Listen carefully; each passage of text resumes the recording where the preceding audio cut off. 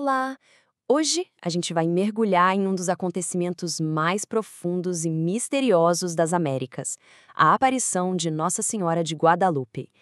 É uma história sobre a promessa de uma mãe, sabe? Uma mensagem de consolo e de esperança que ressoa há quase 500 anos.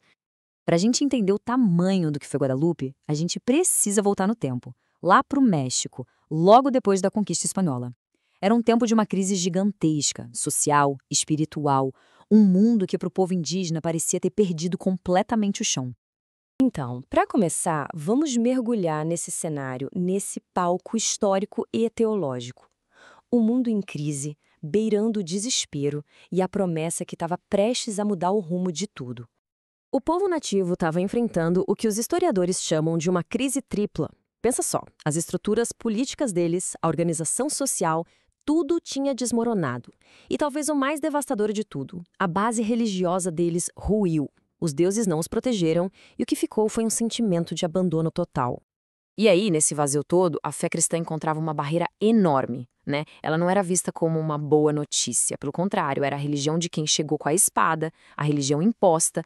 Para essa mensagem conseguir tocar o coração ferido daquele povo, algo muito, mas muito extraordinário precisava acontecer. E aqui entra um conceito que é fundamental para entender essa história: a enculturação. Pensem nisso como se fosse uma estratégia do próprio céu. Em vez de apagar uma cultura, a mensagem do evangelho é comunicada através dela, usando os símbolos daquele povo para devolver a divindade e o sentido que eles tinham perdido. E para essa missão divina, a figura central não seria um conquistador, um bispo, ninguém poderoso, mas sim um dos mais humildes entre os vencidos, São Juan Diego. E o mais impressionante é a velocidade com que tudo acontece. A história toda se desenrola em apenas 4 dias.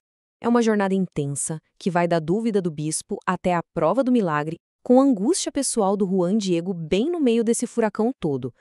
Depois da primeira conversa com o bispo, que não acreditou nele, Juan Diego se sentiu pequeno, sabe, indigno.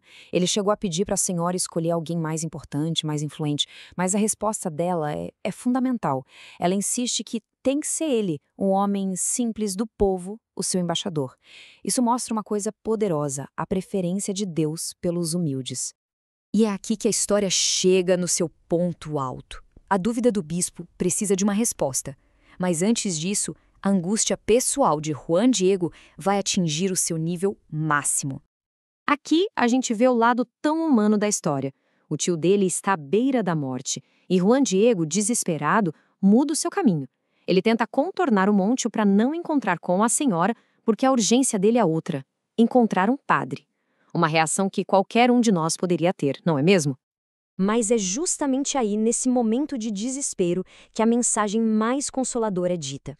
Maria vai ao encontro dele, o intercepta, e as primeiras palavras dela são para acalmar o coração dele, para tirar aquele peso, anunciando que o tio já estava curado.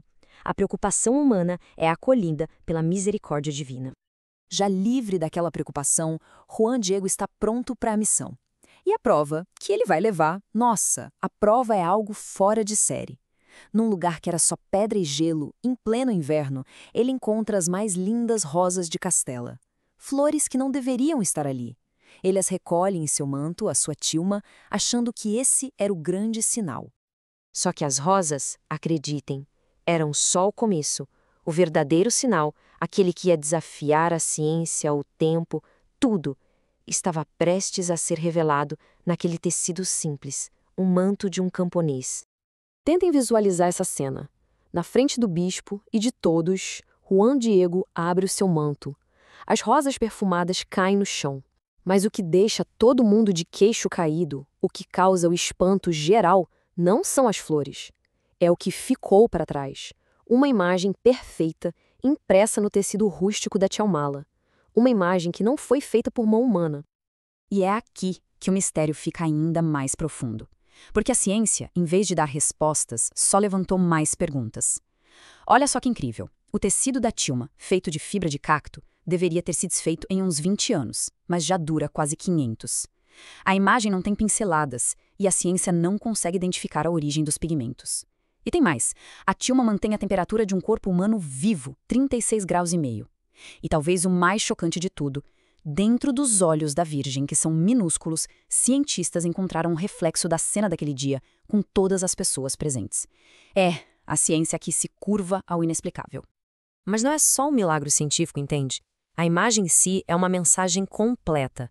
Foi a forma perfeita de falar sobre a fé para uma cultura que lia o mundo através de símbolos.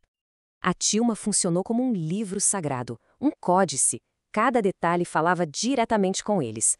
Por exemplo, a faixa preta que ela usa na cintura era um sinal claro de gravidez para os astecas.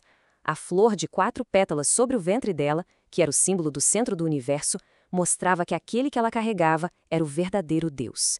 E as estrelas no manto são um mapa exato das constelações no céu daquele dia. Cada pedacinho da imagem comunicava verdades da fé na linguagem que o povo entendia. E com isso, a gente chega ao coração de toda a mensagem, nas palavras ditas a Juan Diego no momento de maior aflição. Essa pergunta, não estou eu aqui, que sou tua mãe? É a resposta do céu para toda a ansiedade, para todo o medo humano. É a promessa de uma presença que nunca falha. Um refúgio. E o mais bonito é que essa promessa de mãe, feita ali para um homem aflito, não ficou restrita a ele. Ela se abre, sabe, como ondas que se espalham, primeiro para todo o povo daquela terra e depois para todos os outros, de qualquer lugar, de qualquer tempo que a procurarem. E esse papel universal foi reconhecido oficialmente pela Igreja quando, em 1999, São João Paulo II a declarou padroeira de todas as Américas, do Alasca à Patagônia, unindo um continente inteiro debaixo do seu manto protetor. E assim, aquela promessa feita no alto do Monte Tepeyac atravessa os séculos e chega até nós hoje. Em meio às nossas crises, às nossas incertezas, a pergunta que fica no ar é: como essa mensagem de uma presença de mãe que nunca nos abandona ressoa em nosso mundo? A resposta talvez seja tão pessoal quanto foi a jornada do próprio Juan Diego.